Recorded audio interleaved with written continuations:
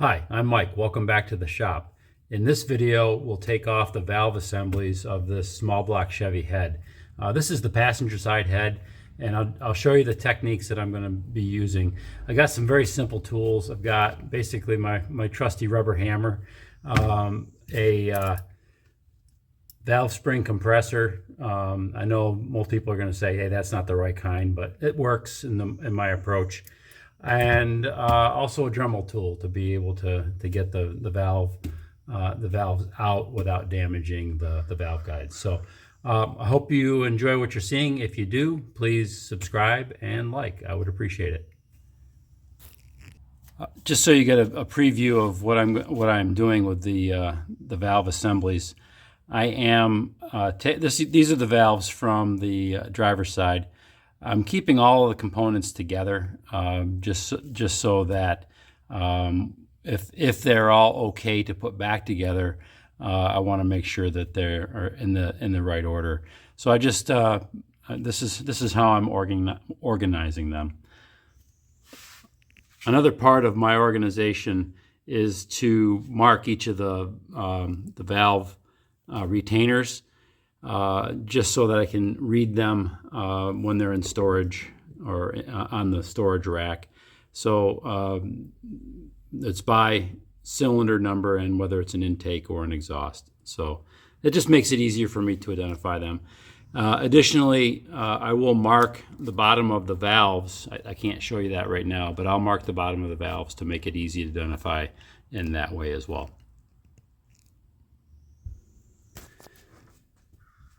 All right, so these are the tools that I'm using.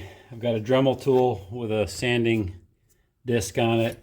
I've got this it's about $10 valve compressor I got from Harbor Freight, and my trusty rubber hammer. I'll show you one and how my approach, or what my approach is, and then everything else is basically rinse and repeat. So it's all the same thing. So the general process that I'm using is I will compress the spring, then I will lift up the head, hold the spring compressor against the head so that the valve is extending out, and then I'll tap the bottom of the valve, and that will dislodge the spring lock, so I can take the spring lock off of the spring retainer, and then essentially just pull it out. The other thing I do is take the valve, or the spring seat out of the casting, or out of the head, and then I put them all together and put them on my rack, which I showed you earlier. And so that's my overall process. Okay, so to remove the upper part of the spring assembly, which includes the coil, the spring retainer, and the locks, what I have to do is use this tool, and you'll notice the legs are offset. So I've got to be able to engage with the spring as close to the valve seat on the cylinder head as possible. So what I end up doing to make that happen is I spread, let me make sure this is loosened up all the way because I need as much reach as I can get. Oh, the other way. There we go. All right, and then I engage this with the lowest part of the coil that I can get to, and then this one goes the next step up. So on the other side. Okay, now I've got both the jaws engaged. I flip my ratchet over so that it'll tighten. I make sure that the metal tabs here engage with the valve retainer and do not cover the valve stem, because we want to get the valve locks out. So I begin by tightening it up. And you see the tabs going down and engaging with the retainer. And then just tightening it up. Now, I'm going to put my hand over this so it doesn't come apart. and just spin it. And you can see the valve is compressing, or the spring is compressing.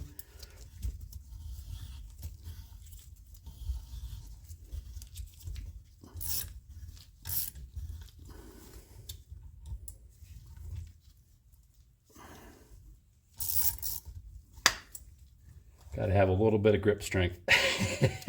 All right, so now I've got enough movement here where I flip the casting up, and then I compress the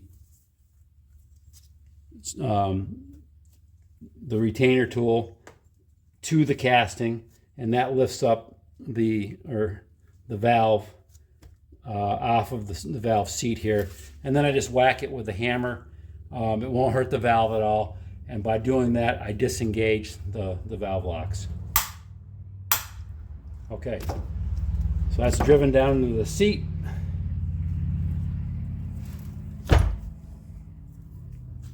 And then I push, while holding the bottom of the valve, I push that down, and then you can see the valve locks at the top here. And I pop one out.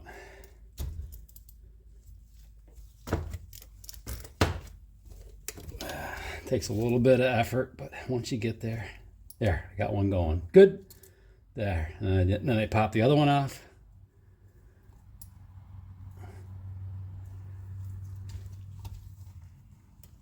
There. That one's disengaged now too. Try one more time here. Okay, I've got half of the valve lock off here. It's just a split. And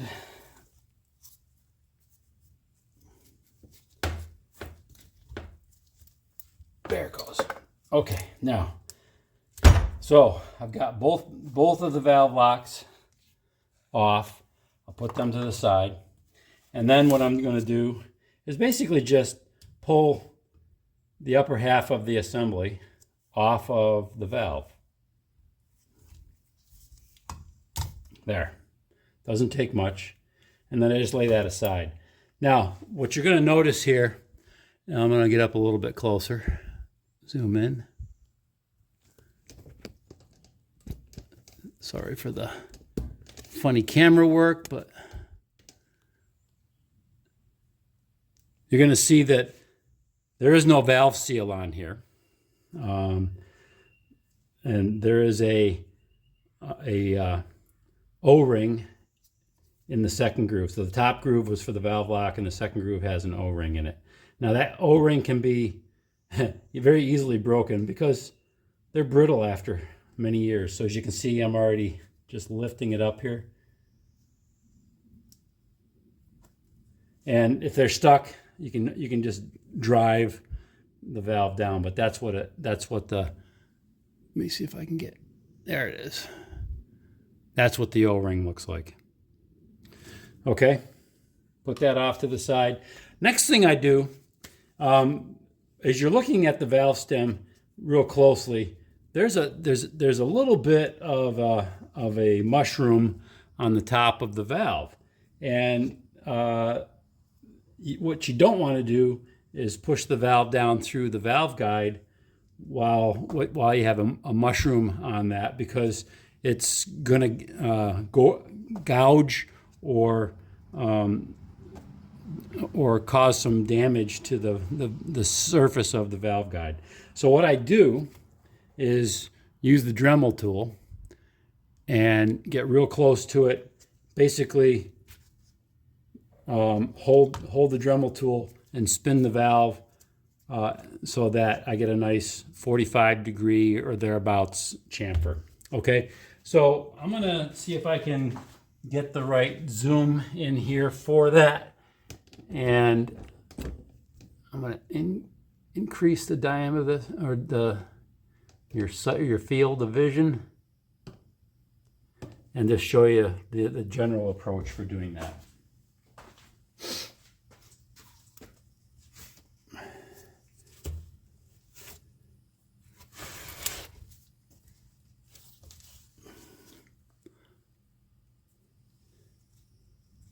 All right, so from below, I'm just spinning the valve with my fingers. That's how I'm going to do that. You can see it as it's moving. And then what I'm going to do is just hold at an angle. And I'll turn this on. Roughly a 45-degree angle, wherever I can get it, and spin it.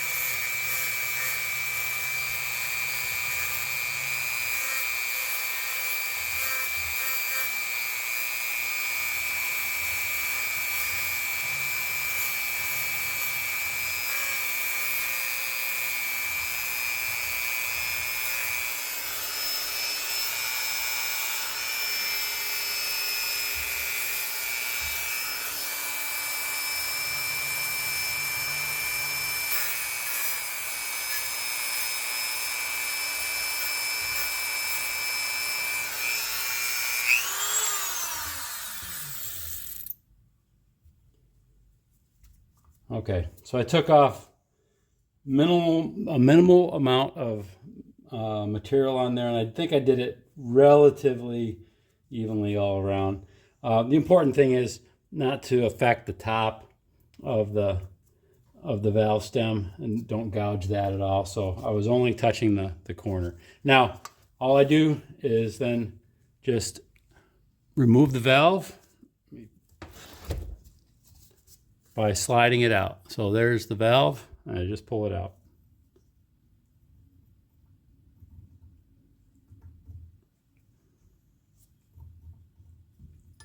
And that's it.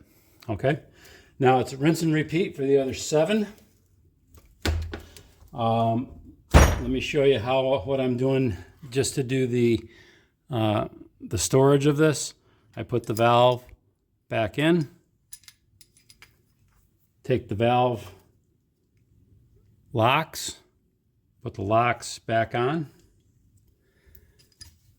It's easier when you've got 3 hands, but that's okay. There's the first half of the lock in place. And then I put the second half of the lock on top. Hold it together with my thumb and forefinger. And then just drop it down. And that's it. Okay? Then I take the valve tool off.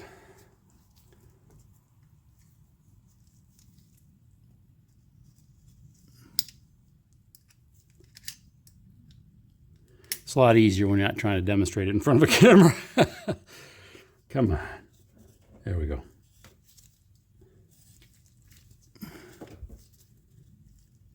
All right, I'm going to do that off camera. But then what I'll do is put this on the rack over here for storage. There's the number 6 cylinder intake. Wonder how effective and efficient that flow was. Holy cow. All the valves are out. Cylinder head's ready to be cleaned up and checked for flatness, and then corrected if possible with the hone and sandpaper, just like I did on the engine block. Looking forward to finishing that up. There they are, all 16 valves hanging for storage, or temporary storage, just to keep them off the workbench.